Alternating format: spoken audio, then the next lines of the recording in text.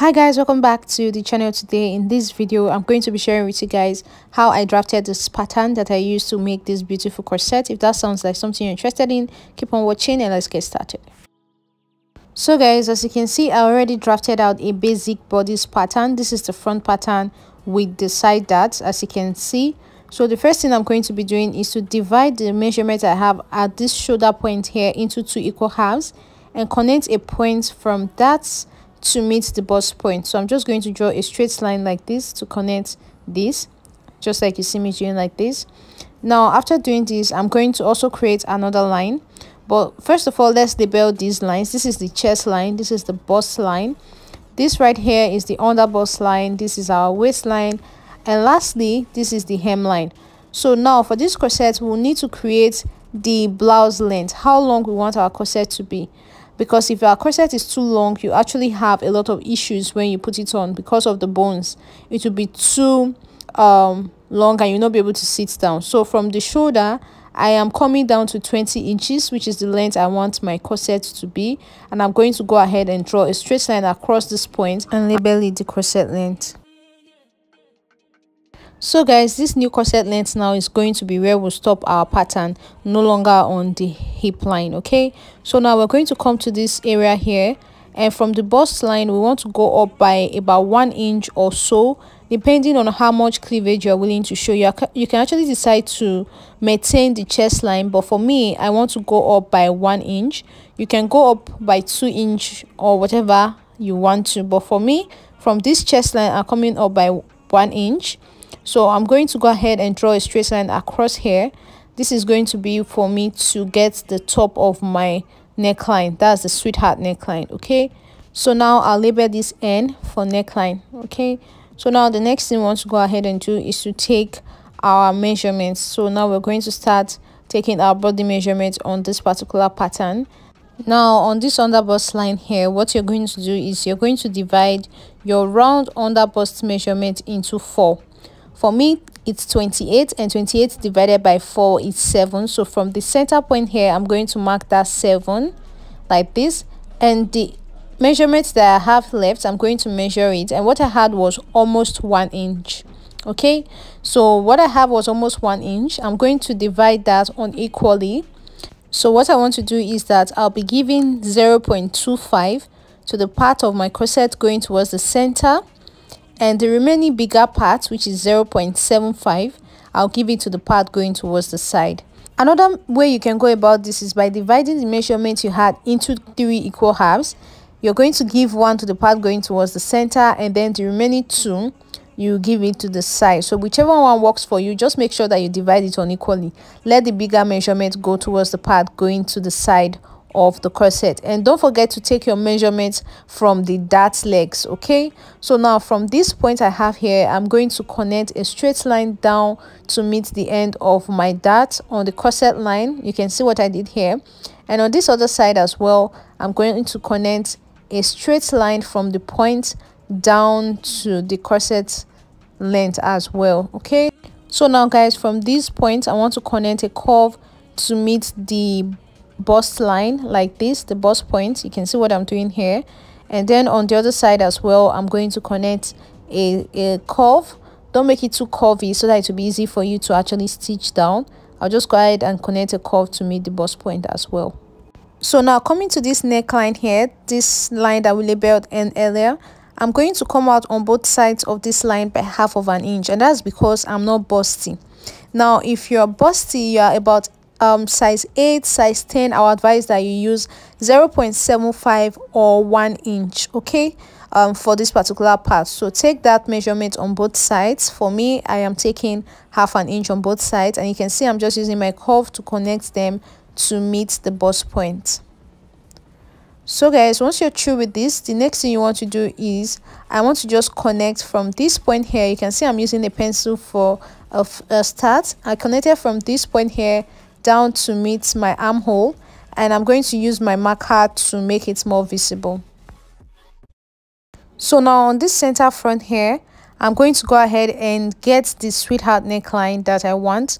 Now I am coming up from the bust line by 1 inch.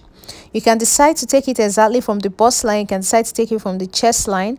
but I decided to come up by 1 inch from the bust line, and I created a sweetheart neckline to meet the top of my dart. Okay, so now I want to remove this side dart here. Okay, and how you're going to go about it is you're going to cut through from the shoulder dart. So this line here, I'm going to go ahead and cut through from this line, and then I'll also cut through from the bust line. Just watch what I'm doing here. On the bust line, go ahead and cut the side as well, and then use the free piece to cover out the dart, and then go ahead and tape it down.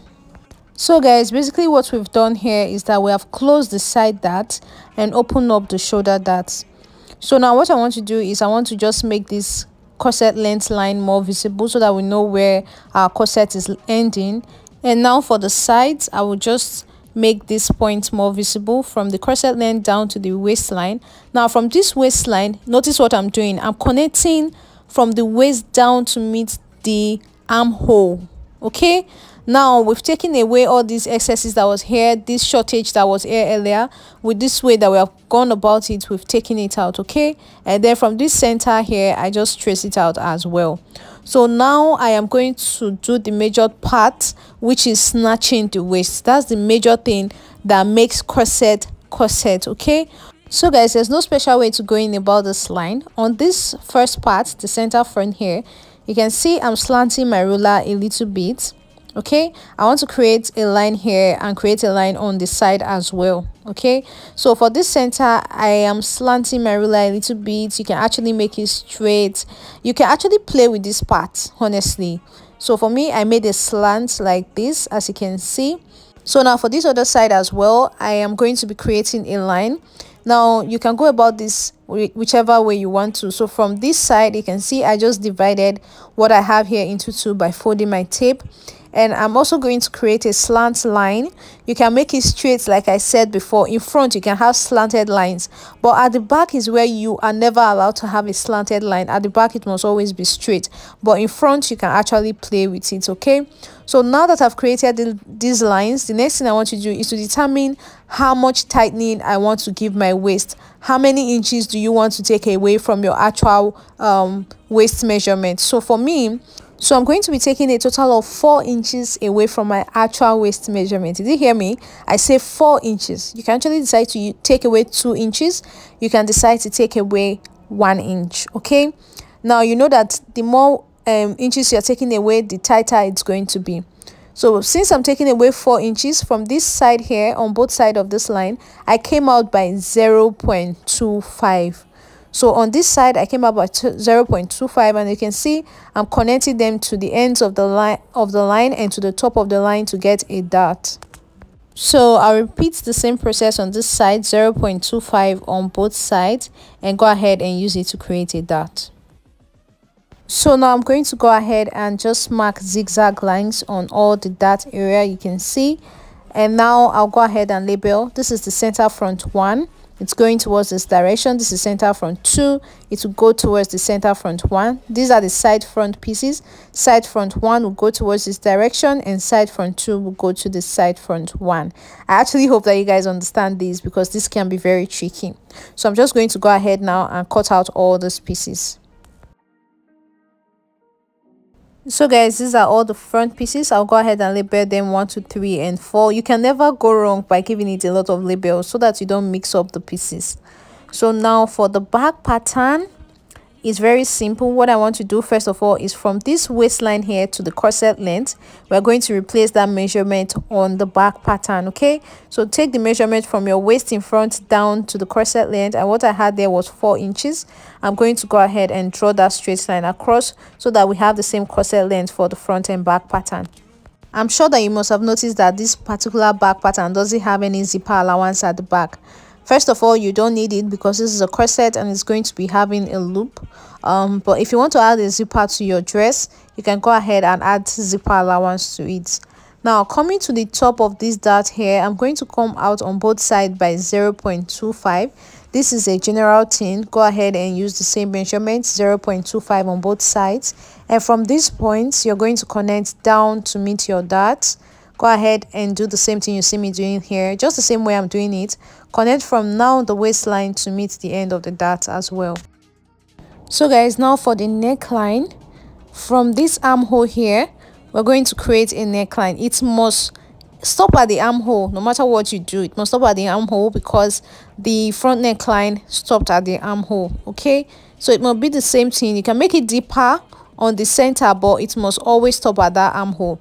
Now after tracing out that neckline, I am going to go ahead and trace out the side and also the ends, all the parts that we actually need basically. So guys, now from the center back, we want to determine how much space we want to leave open at the back. Okay, so I'm coming in by 1.5 inch here, and I'll do the same thing on this other side and draw a straight line across. So I'm just going to draw 0 lines here for you guys to just know that there are going to be loops here. So guys, now the next thing we want to do is we're going to be taking the back tightening. Okay, and what I want to do is I'm going to create a straight line from this other side of the back. Like I said to you guys before, you cannot slant the back must always be a very straight line. So I have created a straight line here, and one thing is that for the front, remember that we had 2 lines. For this back, we're having only 1 line, and the dart we took in front must be the same thing as what we took at the back. So for the back pattern now, we're going to be taking 1/2 inch on both sides so that it will help us complete the same inches we took in front. In front, we took 0.25 on both sides, and we took it on 2 different lines. I hope you guys actually understand that. But since this is 1 line, we have to take 1/2 inch on both sides. So I'm just going to use this 1/2 inch points now to create a dart as well, just like you see me doing like this. So now go ahead and mark off this area. This is going to be cut off, and this one is going to be cut off as well. Now this is our center back, this is the side back 1 and side back 2. Okay, don't forget to label your patterns. And then we have 1 2 3 here. So now I'm just going to go ahead and cut these pieces out as well. So guys, these are all the patterns that we are going to be using to make this corset. This right here, the front patterns are 4, and then the back patterns I had 3. So that's basically all for the drafting of this pattern. In my next tutorial, I am going to be sharing with you guys how I placed this on fabric, went ahead to cut it out, and how it looked finally after I was done. You can see a beautiful video here of how mine looked like after I was done making it. So thank you so much for watching. I'll see you in the next one.